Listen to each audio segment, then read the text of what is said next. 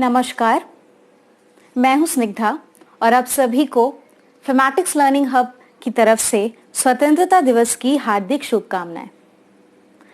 आज हमारे देश को आजादी दिलाने में स्वतंत्रता सेनानियों का महत्वपूर्ण योगदान रहा है। तो कुछ बच्चे हैं जो आपको इन्हीं कुछ स्वतंत्रता सेनानियों की कहानी सुनाने वाले हैं। तो आइए चलते हैं और सुनते हैं कुछ स्वतंत्रता सेनानी की कहानी इन बच्चों की जुबानी। इंसान महान पैदा नहीं होता, उसके विचार उसे महान बनाते हैं। विचार और काम की शुद्धता और सफलता ही आम लोगों को महान लोगों से अलग करती है। वे वही काम करते हैं जो आम लोग भी करते हैं, लेकिन उनका मकसद समाज में बदलाव लाना होता है। नमस्कार, आज मैं वेदिका त्रिपाठी आज आप सभी के समक्ष बापूजी के बारे में कुछ कहना चाहूंगी। राष्ट्रपिता महात्मा गांधी, जिन्हें प्यार से हम बापू भी कहा करते हैं, ये एक साधारण व्यक्ति थे। वे करोड़ों देशवासियों के जीवन में बदलाव लाना चाहते थे। आज हमें जो आज़ादी हासिल हुई है, उसके लिए राष्ट्रपिता ने बड़ी कुर्बानियां दी हैं।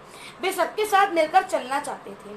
आज हम तो घरों में बट गए हैं, कंप्यूटर तक सीमित हो गए हैं और फोन को दुनिया बना ली है। इन जंजीरों से निकलने के लिए बापू के विचार मददगार साबित होते हैं। गांधी जी जो कहते थे वह करते थे। बापू ने अपने जीवन में बहुत लोगों को अलग अलग सीख दी है। आइए कुछ सीख हम भी जानते हैं। वह कहा करते थे, व्यक्ति अपने विचारों के सिवाय कुछ नहीं है, वह जो सोचता है वह करता है।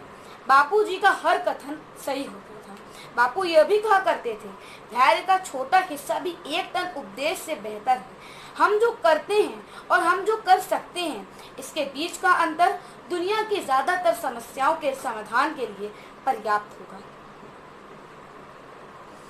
बापू के सपनों को जगाना है, देखकर लहू का कतरा इस चमन को बचाना है। बहुत गा लिया हमने आज़ादी के गानों को, अब हमें भी देशभक्ति में अपना फर्ज निभाना है। धन्यवाद। जय हिंद, जय भारत। 1906 का वो साल था जब जन्मा एक फौलाद था। फिर 1931 का एक साल था, स्वतंत्रता का वो संग्राम था जब अंग्रेज बना हैवान था। जुल्म सहना बिल्कुल नहीं आसान था, इन सब से लड़ने का वो खुद ही हकदार था। मरना ठीक समझा उसने अपने हाथों से, वो और कोई नहीं, चंद्रशेखर आजाद था।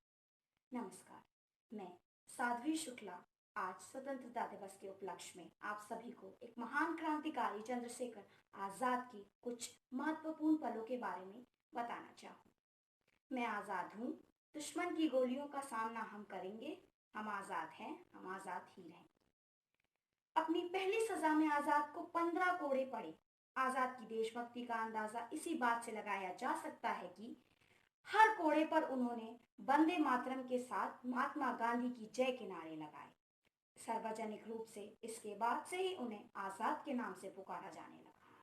इनकी पहली सजा मिलने का भी किस्सा बड़ा ही दिलचस्प था। कोर्ट में जब उनके बारे में जानकारी मांगी गई तो उन्होंने ऐसा जवाब दिया कि सारे अंग्रेज बैठे के बैठे ही रह गए। उन्होंने कहा कि उनका नाम आजाद है, उनके पिता का नाम स्वतंत्रता और निवास स्थान का नाम जेल बताया।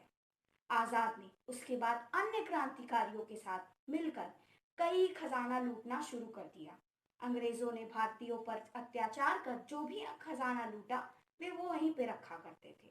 रामप्रसाद बिस्मिल के संग आजाद ने अपने सभी क्रांतिकारियों साथी को लेकर कई ऐतिहासिक ट्रेन को डकैती मारी, जिसमें उन्होंने कई डकैती कर हर चीज उनमें से ले ली। इस घटना ने ब्रिटिश सरकार को हिला कर रख दिया था। आजाद ने कहा था कि वह आजाद हैं और वे आजाद ही रहेंगे। वह कहते थे कि उन्हें अंग्रेज सरकार कभी भी जिंदा रहते छू ना सकेगी।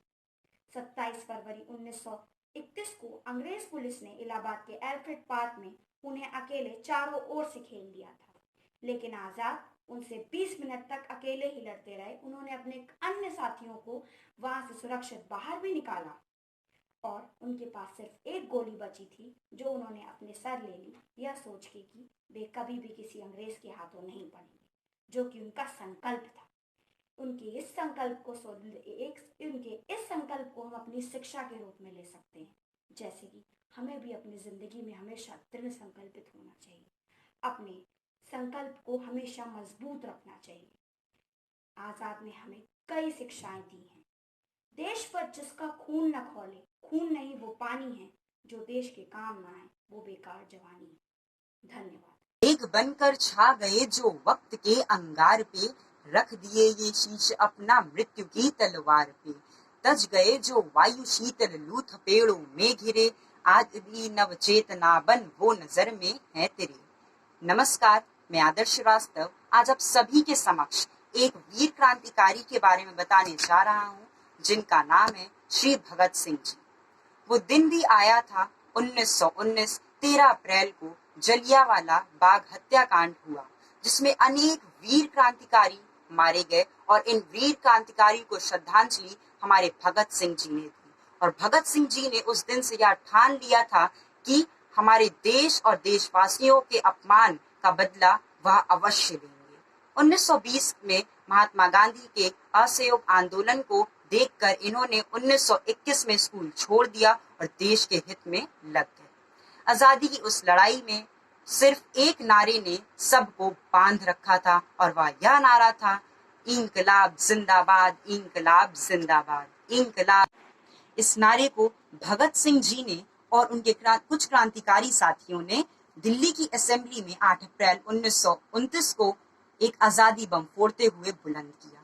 एक ब्रिटिश जूनियर पुलिस अधिकारी जॉन सॉन्डर्स की हत्या एवं असेंबली में बम फोड़ने के कारण उन्हें फांसी की सजा सुनाई गई। और फांसी की सजा सुनाने के बाद भगत सिंह जी ने यह भी कहा कि हम अपने लहू से स्वतंत्रता के पौधे को सींच रहे हैं ताकि यह सदैव हरा भरा बना रहे।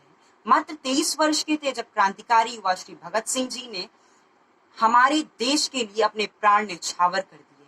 मैं उन्हें कभी भी शहीद नहीं मानता, क्योंकि वह आज भी मेरे दिल में जिंदा है और सदैव रहे। हो समर्पित वतन पे ललन चाहिए, गांधी लक्ष्मी भगत शेखर जैसे रतन चाहिए। मृत्यु के बाद यदि जन्म फिर से मिले तो भारत ही मुझको वतन चाहिए, भारत ही मुझको वतन चाहिए, भारत ही मुझको वतन चाहिए, भारत ही मुझको वतन चाहिए। मैं अपनी झांसी नहीं दूंगी, ये शब्द मणिकर्णिका के हैं। मैं आकृति सिंह स्वतंत्रता दिवस के इस उपलक्ष्य पे एक महान क्रांतिकारी के बारे में बताने जा रही हूँ, जिसका नाम रानी लक्ष्मीबाई है, जो कि मणिकर्णिका के नाम से भी जानी जाती हैं। सन 1857 की क्रांति की महान नायिका और नतीब साहस शौर्य की प्रेरणादायक झांसी की रानी का जीवन हर मामले में अनुकरणीय है। हम रानी के साहस और शौर्य के वीरता के बारे में तो जानते हैं, मगर रानी लक्ष्मीबाई का व्यतीत इससे कई ज्यादा ऊपर है। 18 जून 1858 को महारानी लक्ष्मीबाई शहीद हो गई थी। उन्होंने अंग्रेजों से यह कहा था कि उनके शव को कोई न छू पाए, और यह सत्य है, उनके शव को कोई न छू सका। महारानी ने उन्हें आग्रह करते हुए ये भी कहा था कि झांसी मेरी शान है, मैं अपने जीते जी झांसी को अपने दुश्मनों के खिलाफ गिरफ्तार में नहीं दूंगी। अंग्रेजों की गिरफ्त से बचाने के लिए महारानी ने जी जान लगा दी थी। घर का वेदी यदि दुश्मन के साथ ना होता तो झांसी को कोई छू ना सकता। अंत में महारानी को झांसी को त्यागना पड़ा। अंत में महारानी को झांसी छोड़कर अपने प्यार त्यागने पड़े। सिंहासन हिल उठे, राजवंशों ने भी कूटी ठानी थी, बूढ़े भारत में आई फिर से नई जवानी थी, गुमी हुई आजादी की कीमत सबने पहचानी थी, दूर फिरंगी को करने की सबने मन में ठानी थी, खूब लड़ी मर्दानी वो तो झांसी वाली रानी थी। स्वतंत्रता दिवस की आप सभी को हार्दिक शुभकामनाएं। आपको स्वतंत्रता दिवस की हार्दिक शुभकामनाएं। धन्यवाद। आप सबको स्वतंत्रता दिवस की हार्दिक शुभकामनाएं। आप सभी को स्वतंत्रता दिवस की हार्दिक शुभकामनाएं। उम्मीद है आज की पेशकश इन बच्चों के द्वारा आपको पसंद आई होगी। आपको आज का ये प्रोग्राम कैसा लगा हमें कमेंट करके जरूर बताइए। चैनल को जरूर सब्सक्राइब करें और अपने दोस्तों के साथ ज्यादा से ज्यादा शेयर करें। जय हिंद।